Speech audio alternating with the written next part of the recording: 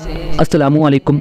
Video को like करें, हमारे चैनल को सब्सक्राइब करें और पास वाले बेल आइकन को दबा दें ताकि हमारी आने वाली हर न्यू वीडियो की नोटिफिकेशन आपको मिलती रहे। क्योंकि हुजूर सल्लल्लाहु अलैहि वसल्लम का निकाह कब हुआ? 25 साल की उम्र में हुआ। 40 साल की उम्र में पहली वही आई। तो ये पहली वही आने तक के हुजूर अलैहि सलाम की एक बेटी की उम्र 14 साल और एक बेटी की उम्र 13 साल हो चुकी थी, और वो उस उम्र में उनकी शादियां हो चुकी थी। क्योंकि उस दौर में शादी जल्दी होती। खुद सैयदा फातिमा की शादी 15 साल की उम्र में हुई। आपका जो निकाह हुआ वो 15 साल की उम्र में। पहले शादियां जल्दी होती थी, और अल्लाह के रसूल सल्लल्लाहु अलैहि वसल्लम ने फरमाया कि बेटा और बेटी बालिग हो जाएं तो जल्दी से उनकी शादी कर दिया करो। अगर तुम शादी में ताखीर करोगे और उनसे कोई गुनाह होगा तो उस गुनाह का वबाल तुम लोगों के सर पे आएगा, यानी माँ बाप के सर पे आएगा। ये आजकल फैशन निकला है देर से शादी करने की। ये जो है ना कि अभी अपने पैरों पे खड़े होंगे और ये होंगे और वो होंगे, ये सब बकवास सी बात है। यकीनन चाहे वो घरेलू सिस्टम और मैनेजमेंट एक अपनी जगह है, लेकिन भाई हर बंदा अपनी तकदीर का खाता है। सच्ची बात यह है, हर बंदा अपनी तकदीर का खाता है। जो आएगा वो अपना रिस्क लेके आएगा। मेहमान के आने से 40 दिन पहले जब उसकी रोजी आ जाती है तो बहू के आने से पहले उसकी रोजी क्यों नहीं आए? ये हमारी अपनी सोच है। हम अपनी सोच सोचते हैं और इस्लाम की सोच अलग है। तो अल्लाह के रसूल सल्लल्लाहु अलैहि वसल्लम पर पहली वही आ चुकी। हुजूर सल्लल्लाहु अलैहि वसल्लम को जो मेराज हुई है, मेराज, वो मेराज कुल 34 मरतबा हुई है। हुजूर अलैहि सलाम को मेराज कितनी मरतबा हुई? 34 मरतबा। और जो मेराज हम रजब शरीफ में मनाते हैं वो मेराज है जो 27वीं रजब को भी, हिजरत से 1 साल पहले।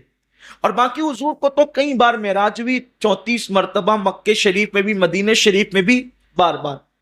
तो हुजूर अलैहि सलाम जो ऐलान नबूवत से अभी 40 साल हुजूर अलैहि सलाम की जो उम्र शरीफ हुई थी, पहली वही आई थी, तो उससे करीब हुजूर को पहली मेराज हुई। ये पहली मेराज का जिक्र है। तो अल्लाह के महबूब सल्लल्लाहु अलैहि वसल्लम जब मेराज पर गए तो मेराज में हुजूर अलैहि सलाम ने जन्नत की सैर की। जब हुजूर अलैहि सलाम ने जन्नत की सैर की, अच्छा ये मेराज जो थी वो ख्वाब की थी। अभी इसमें हुजूर अपने बिस्तर से उठे नहीं थे। ये हालत ख्वाब वाली मेराज है। ये जो पहली मेराज है, ये वो वाली 27वीं रजब वाली नहीं है। ये पहली मेराज है। हुजूर जन्नत की सैर कर रहे थे। अच्छा, नबी का ख्वाब, नबी का जो ख्वाब होता है वो वही इलाही होता है, और नबी का ख्वाब हालत बेदारी का हुक्म रखता है।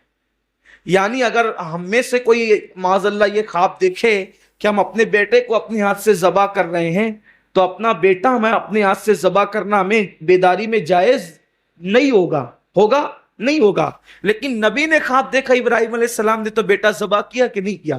तो नबी के ख्वाब में और हमारे ख्वाब में फ़र्क ये है कि नबी का ख्वाब आलम बेदारी का हुक्म रखता है।